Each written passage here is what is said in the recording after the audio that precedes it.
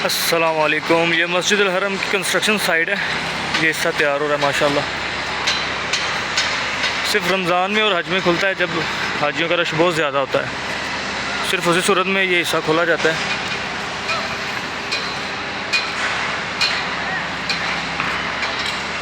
माशाल्लाह आज बहुत खूबसूरत मौसम हुआ है मस्जिद अल हरम में, मक्का के अंदर माशाल्लाह।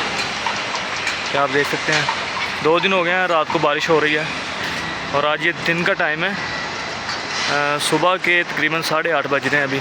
तो माशाल्लाह बहुत खूबसूरत मौसम बना हुआ है माशाल्लाह।